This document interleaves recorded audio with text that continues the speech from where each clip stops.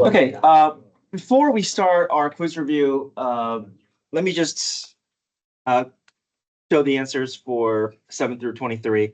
I know some students, some of you were trying to check answers yesterday and didn't quite get access to answer to all the questions. So I just posted it on my website and I just sent that link to you guys. But the big idea here is that when we do power rule, we have to make sure that each of our conditions from derivative power rule also stands. That means our variable has to be in the numerator. We have to get our radicals to be in terms of rational exponents. And we have to make sure that all the parentheses are resolved. So we can't, there's no product rule for power rule. We have to spend the time to distribute and get rid of all the parentheses before we do power rule. And then once we have the terms ready, then we add 1 to the exponents and we divide it by that new exponent that we just produced. So cube root of x, we rewrite as x to the 1/3. And just so that you're practicing the notation as well, before you do power rule, before you do power rule, before you do antiderivatives, you're going to hold on to your integral and your dx notation. Okay. Now, as soon as you do power rule, those notations go away. The only thing that's left is a plus c. Okay. So here for number 9, I'm spending the time to clean this up. So I'm multiplying the exponents together. I'm sorry, multiplying the bases together by adding exponents. And then through all this process, I'm just cleaning up. So as I'm cleaning up, I haven't done anything with power rule yet. So that's why I'm holding on to all those integral notations. Now, once I'm ready to do power rule, I apply power rule. Once I add 1 to the exponent and divide it by the exponent, then those notations go away. And then I'm just left with plus c. And from here, we can do some more cleanup if needed. Dividing by a fraction is the same thing as multiplying by the reciprocal. And then we can also drop that variable back down to the denominator for your final answer.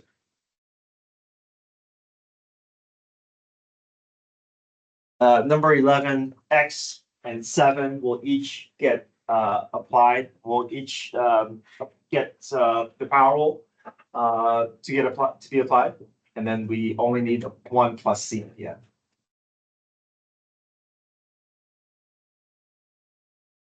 Number 13, x to the 5th becomes x to the 6th over 6. 1 becomes x.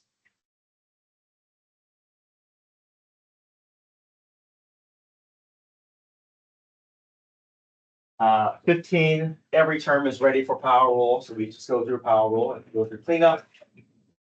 Number 17, cube root of x squared. First get it ready for power rule, just like how we do with derivatives. And then we apply power rule, we add 1 to the exponent divided by the new exponent.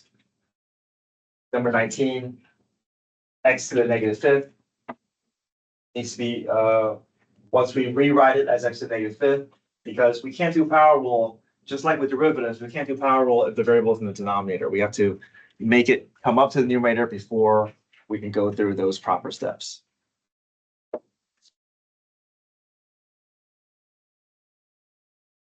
For 21, we talked about how, just like with power rule, we have to separate our terms with that denominator. And also, there is no quotient rule for antiderivatives integrals. So we have to spend the time to separate each of our fractions.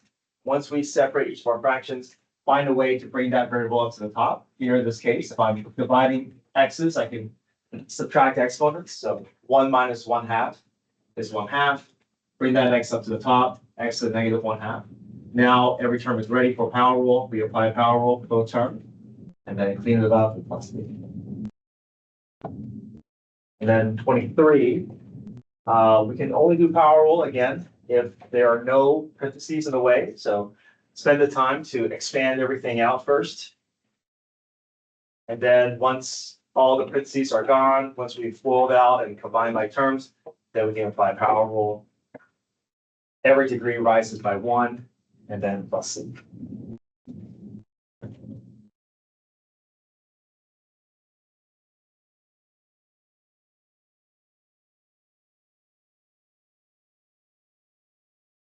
Okay.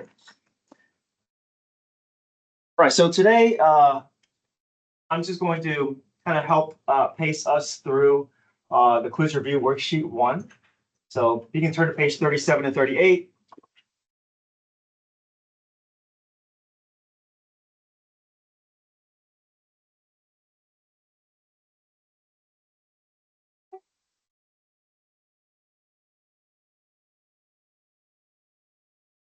Now, number 1, there's no special summation rules we have to apply. We're just going to go through it manually. There's only a few numbers.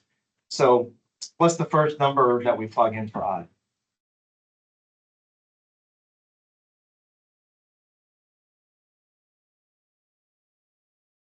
Right, we're just adding a bunch of terms together, right? So what can we replace with I first?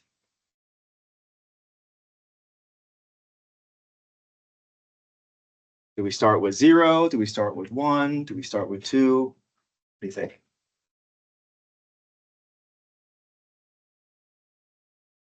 There any indication in this problem what I value to start with? 2, right? Because that's a lower bound, right? So we start with 2. So replace 2 for all the i's. And then once we do that, then what do? We stop there, or we plug in other numbers?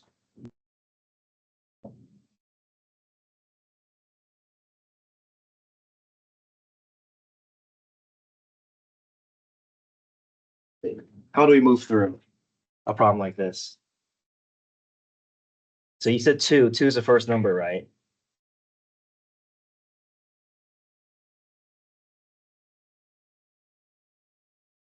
Is that it, or is there more to do? Plug in 3. Plug in 3, okay. And then we put plus sign in between, right? Plug in 3. And what happens after 3? Okay. And then what happens after that? Then we're done. Yeah. So the 4 doesn't mean there's 4 terms. The 4 means that's the final I value you plug in into your expression. Okay. Yeah. So really, we're just adding a bunch of numbers together. There's no need for summation rules. There's only a few terms. And if I want you to use summation or segmentation, I'll indicate to you to do that. Otherwise, if it's only a few terms, I should want to see that you understand how to move through that process. Okay. So try that. See if you can add those terms together. You can use your calculator as well.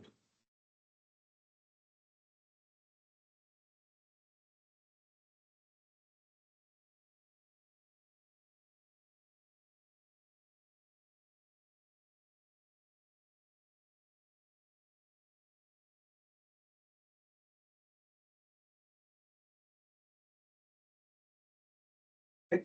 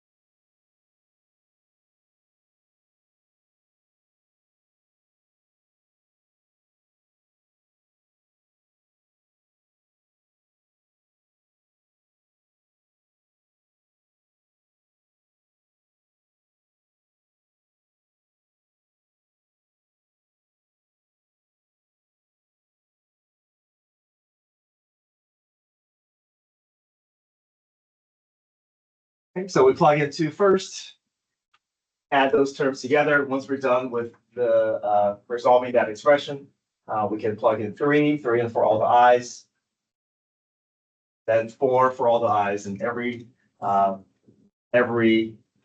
expression. Well, once we're done with all the i's, we're moving on to the next set of i's, and we have to put plus in between all the terms, right? So we're just adding a bunch of terms together. We should get 59 at the end.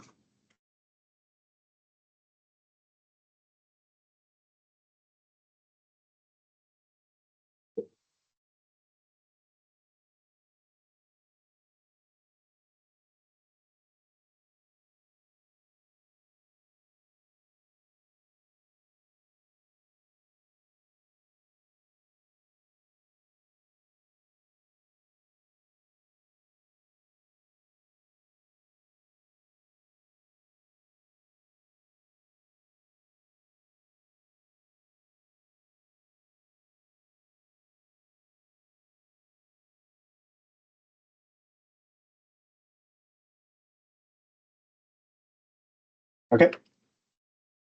Number 2, use sigma notation to write the sum. So we're trying to get this into something, into a rule that will produce each of these terms if we were to plug in 1, 2, 3, and 4 for i's. So just as a reminder, what needs to happen, we know that when I is equal to 1, we want this expression to be produced. When I is equal to 2, we want this second term. When I is equal to 3, we want this term. And when I is equal to 4, we're going to get this term. So it takes a little bit of kind of guess and check, kind of trial and error as we go through. But the way that I like to do this is I like to fill out the parts that I know are not changing. So if something isn't changing, it's going to have to show up in my rule every time.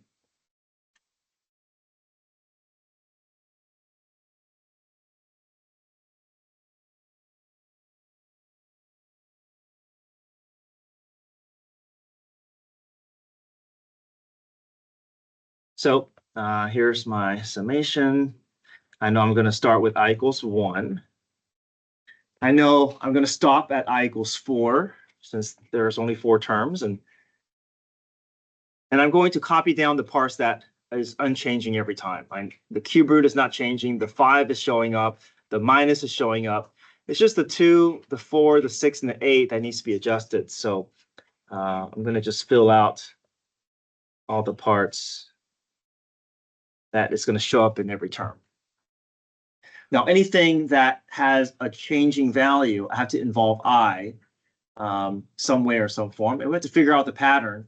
And sometimes the pattern can be something like multiplication. It could be something like involving exponents. It could be something that is like a exponential function. So we have to just kind of consider maybe those possibilities. So in this case, what rule can I produce that will allow 1 to give me 2, 2 to give me 4, 3 to give me 6, and 4 to give me 8? 2i, right? And if you're asking, well, how do we know that? I think it's just a matter of, you know your options. It's either multiplication or some sort of exponent, and you have to kind of just play around with different rules. And then after you come across a rule that you think is going to work, then double check it, right? See if you can convince yourself that each of your terms can produce, or each of that plugging in the I into your rule will produce each of the terms, you know that you have the right answer. So if I plug 1 in, I get 2 and 2. If I plug 2 in, I get 4 and 4 down here. 3 in, I get 6. 4, I get 8. So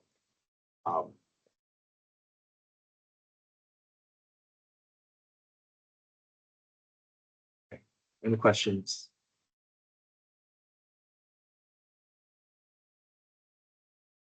Right, number 3, use 3 middle rectangles to approximate the area of the region bounded by our function.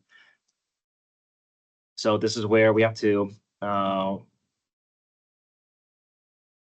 we're going to use b minus a over n, but we're not going to use that whole area definition and summation. The idea is that we're going to do width times height, but we're going to first find our subintervals, right? So let's find our width, b minus a over n.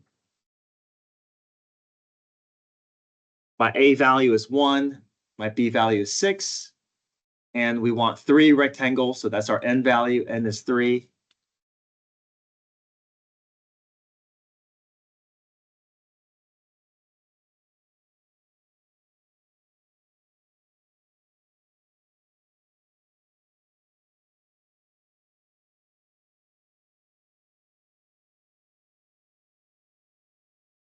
Okay, 5/3.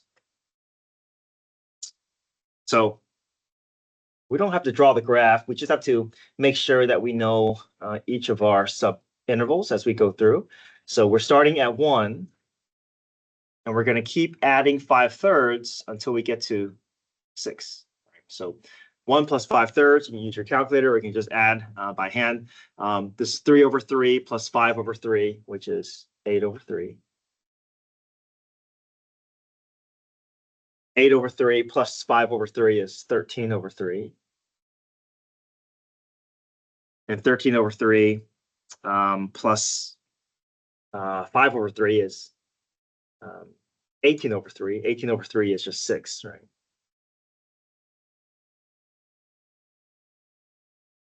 Now, if we want to just to do a left-handed or right-handed rectangle, we can rely on these tick marks that we found. But we're asking for middle rectangles, so we have to use and find the midpoint. Excuse me. So to find the midpoint, we have to find the average of each of these numbers and divide it by 2, right? So this is 3/3 plus 8/3 is 11/3. 11/3 divided by 2 is same thing as 11/3 times 1/2, which is 11/6.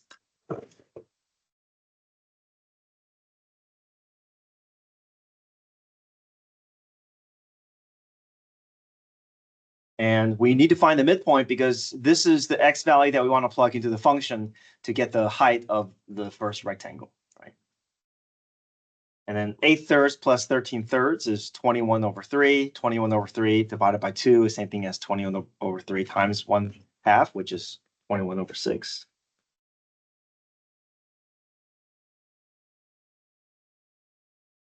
And then to find the average or the middle between these 2 points, you're going to add these two numbers and divide it by 2. You can use your calculator or do it by hand. This is going to be 31/3 divided by 1/2, or 31/3 times 1/2. So 31 divided by 6.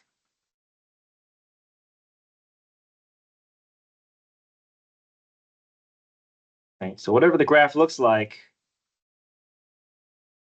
we're just attaching to the graph, figuring out the heights at that point, and that's going to get us the height of each of our rectangles. Okay, so we're going to find our area. Our area for our rectangle is width times height. The width of each of my rectangles is 5/3. So first rectangle, width is 5/3. And my height is involving the 11/6 into the function. So I'm going to say f of 11/6. And then we just go down the line. 5/3 times f of 21/6. And then 5/3 times f of 31/6. And once we have that written out, we can just take that, each of our fractions, plugging it into our function to get the y values. That will become the heights, and then we just do width times height, and enter all those numbers into our calculator. Okay, so try that. Have your calculators out and see if you can practice entering those values in so that you're confident leading up to the quiz.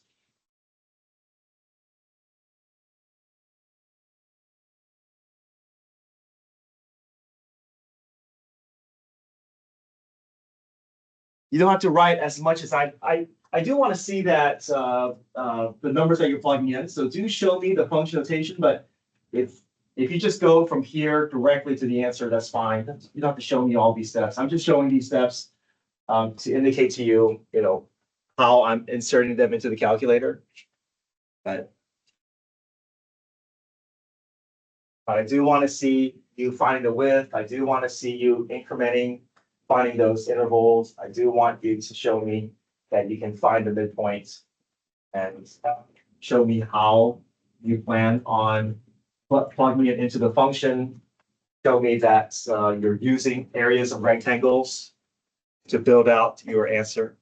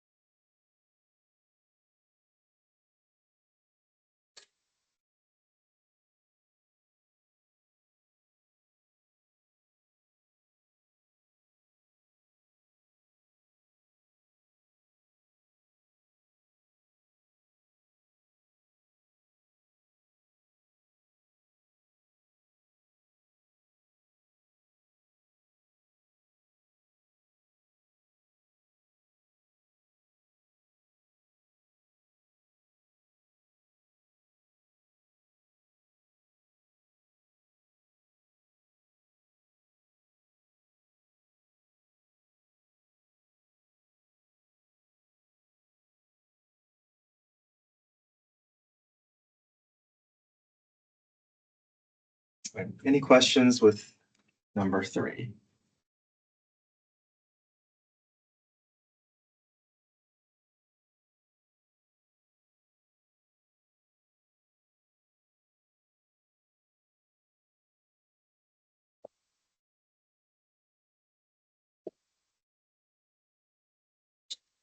Yes.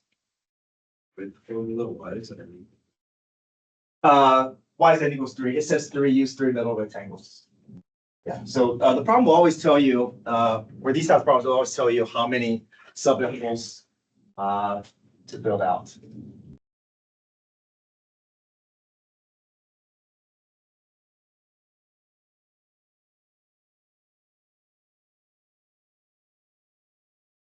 Okay, everybody okay with 3? Okay. All right, number 4, these are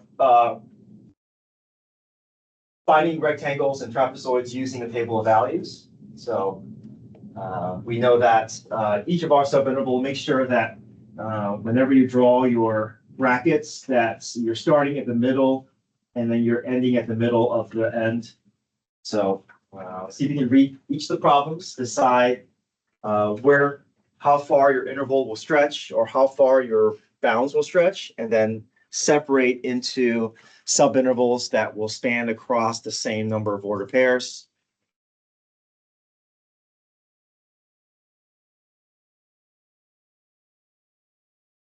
So part A is 3 left-handed rectangles from 0 to 7.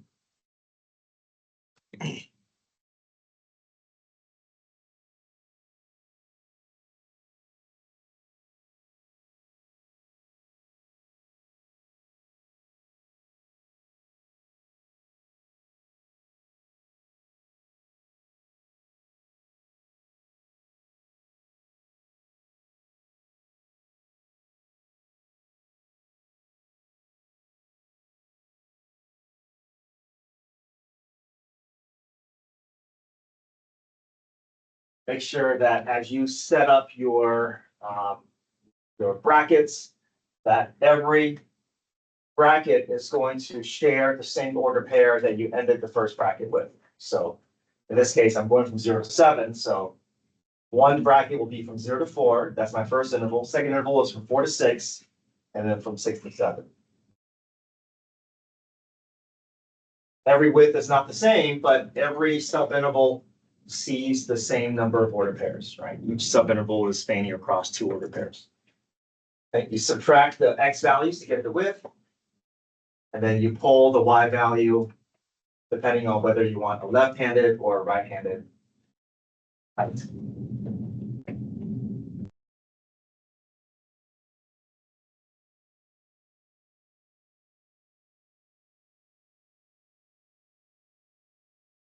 Okay. Any questions with part A? Okay.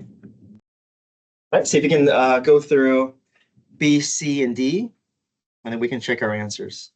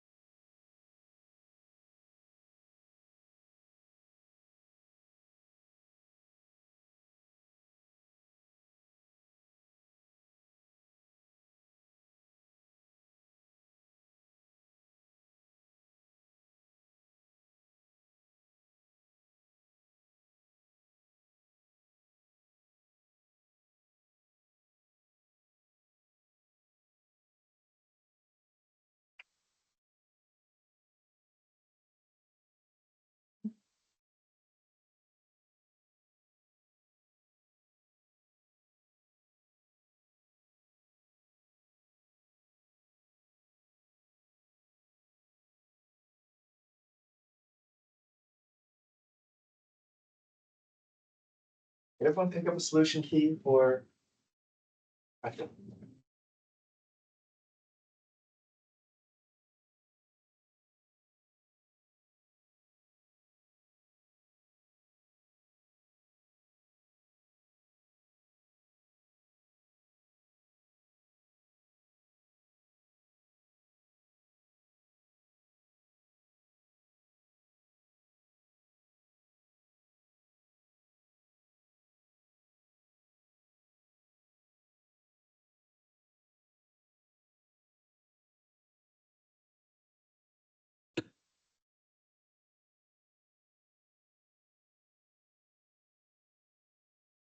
Part B, middle rectangles. So we want to go from 0 to 10. So the first subinterval will be from 0 to 6. Second subinterval from 6 to 10. 6 minus 0 is the width of my first rectangle. 10 minus 6 is the width of my second rectangle.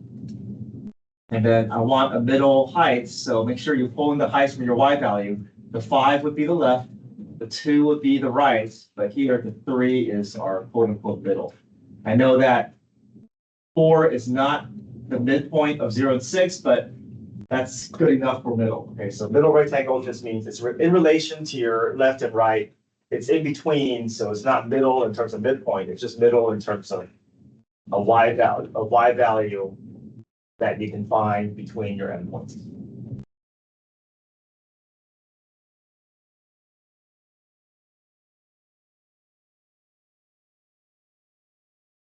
Part C, we're starting at 4 and we're ending at 10. Part D, we're starting at 0, ending at 7. And A, B, and C are rectangles, but part D are a trapezoid. So 1/2 width, height 1 plus height 2.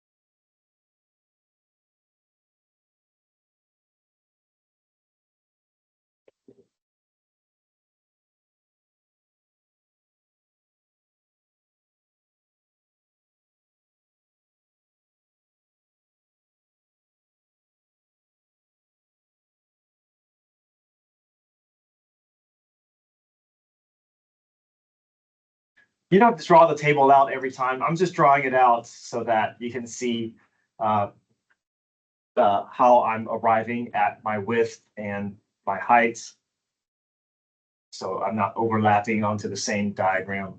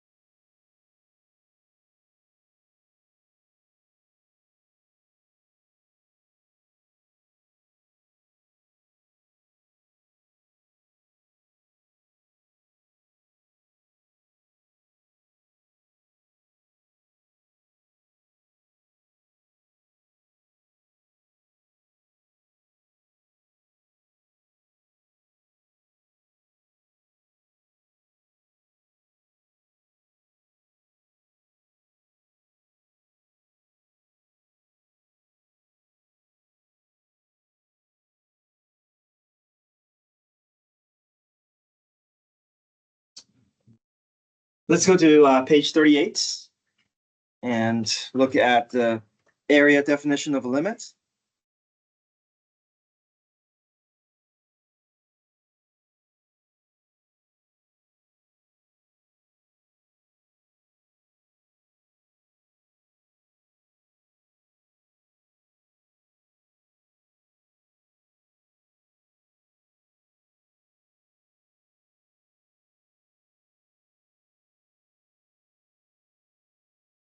Okay, so this is where we can refer to page 34 in your packet. This is the formula sheet, and I will have a formula sheet attached to your quiz so that you can access all the definitions that you see there.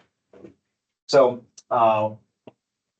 we want to find the exact area. So we basically want to leave that n alone. We don't want to just say, oh, just 4 rectangles or just 6 rectangles. We want to leave it as n rectangles. And then after we get everything in terms of n, then we want to push that n out to infinity. So we're not going to have a number to represent n as we go through this process. So first things first, let's get our width formula, our width for this problem. So our width is going to be b minus a over n, 2 minus -1 over n, 3 over n.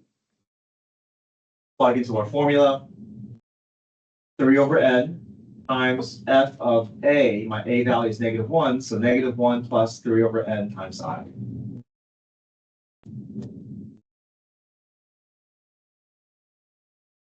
Right, and this definition in some variation will be given to you on, look just like what you see on page 34. I think on page 34, I think I'll replace with b minus a over n, but you know that when you go through your definition, there's one piece that's going to be ready to work with. The other piece is still in function notation. So after we get to this stage, our next goal is, can we get this out of function notation so we can actually begin thinking about multiplying and cleaning this up. But,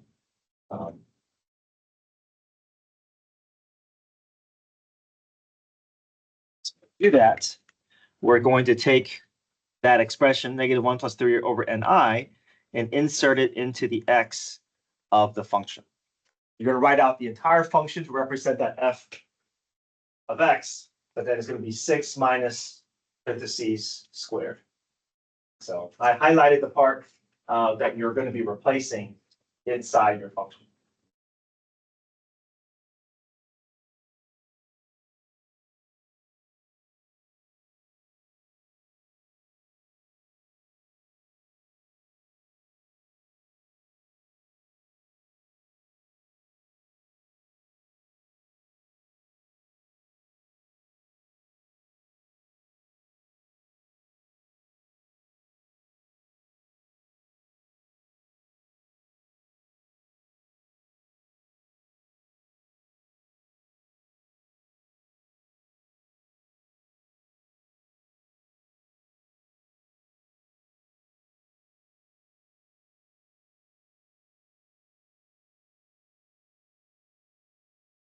From here, now you're just down to your algebraic steps.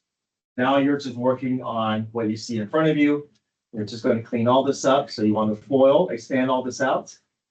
As you expand all this out, you still want to leave your result in a set of parentheses as a reminder to distribute that negative through.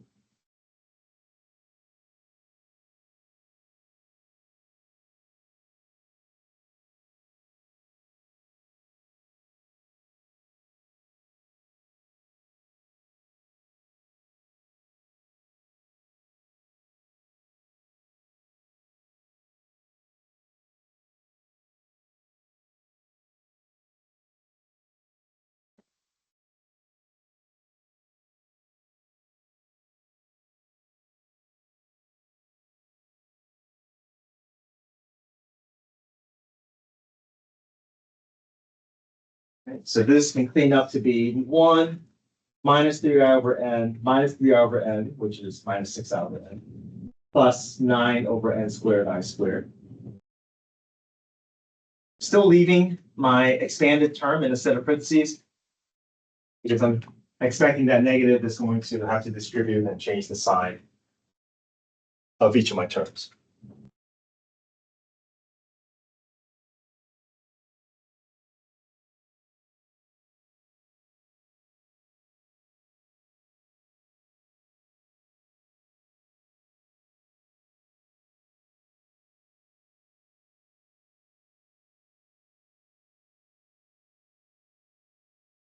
So the negative will change the 1 to a -1. So 6 minus 1 is 5. The negative and negative becomes positive. The negative times positive becomes negative.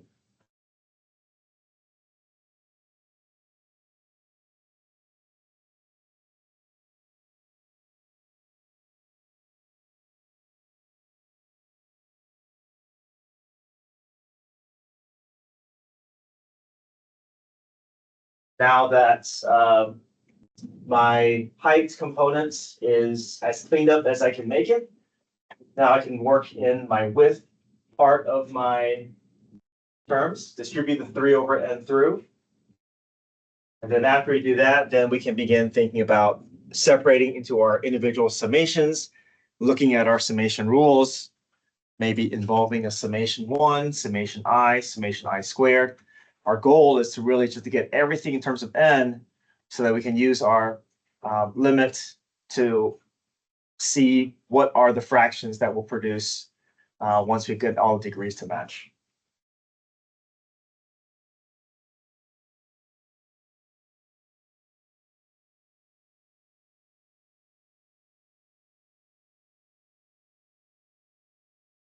So 15 over n, 18 I over n squared, and then negative 27 I squared over n cubed. Every term will get their own summation notation. And I'm just pulling the coefficients out that are not involved in my summation rule. So for this one, I want to target summation 1. For this one, I want to target summation I. And last one, I want to target summation I squared. I'm just going to replace each with the summation rules that we have on page 34.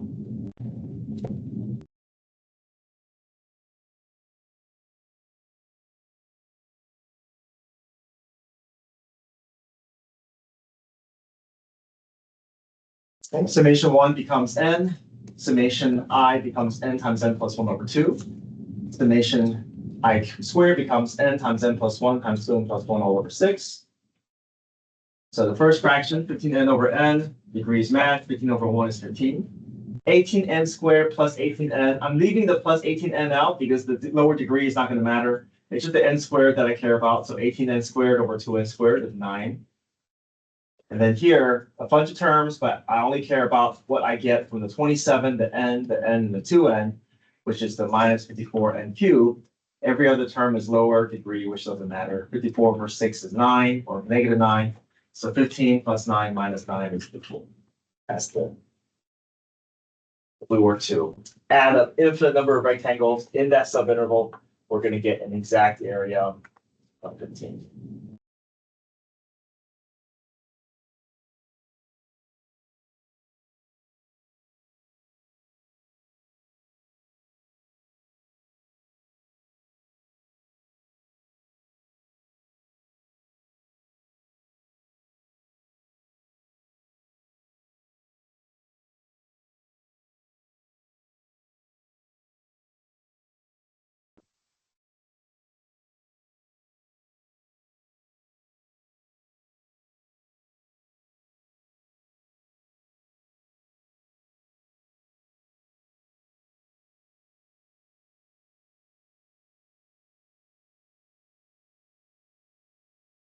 Number 6, we're going to set everything up for power rule.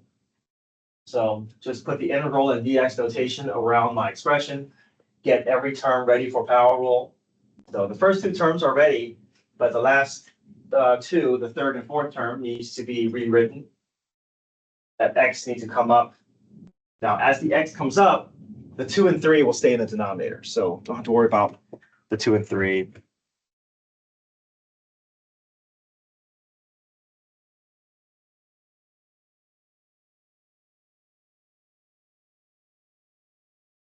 So that third term is the same thing as 1/2 x to the negative 1/2. The last term is the same thing as 1/3 x to the negative 3. Power rule for each term. Remember, pi is just a number, so a number is going to rise up to a number times a variable, right? So imagine it was 3. 3 becomes 3x, same thing as pi. Pi will rise up to be pi x.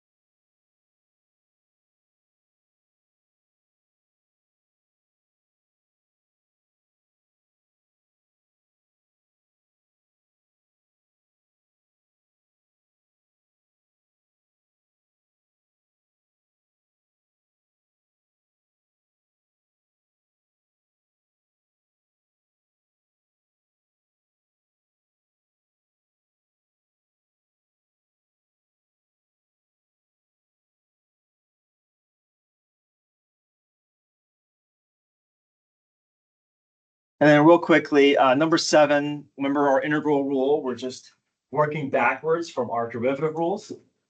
So we know sine's derivative is cosine, so therefore the antiderivative of cosine is sine. We know the derivative of cosine is sine, so, sorry, we know the derivative of cosine is negative sine, so the integral of sine will be a negative cosine. We know the derivative of cosecant is cosecant cotangent, so therefore if we work backwards, cosecant cotangent's antiderivative will just be negative cosecant, so 2 negatives cancel out to be positive.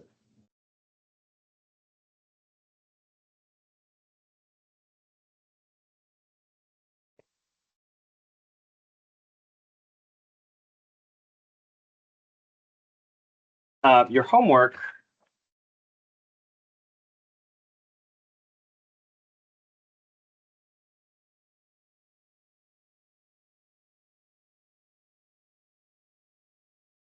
Okay, so continuing with page 251, 252. These are just trig integrals and also finding antiderivatives from second to first to original function. I'll send out a reminder this afternoon, and I'll send you a link so that you can see the updated solutions. I think the solutions on my website is only showing a scope of problems, not showing all of them. So I'll be sure to update that and send you that. Tomorrow we'll continue finish our quiz review and work on the second review worksheet. All right, complete your phones. Still Thursday. It's Friday. Quiz is Friday. Yeah.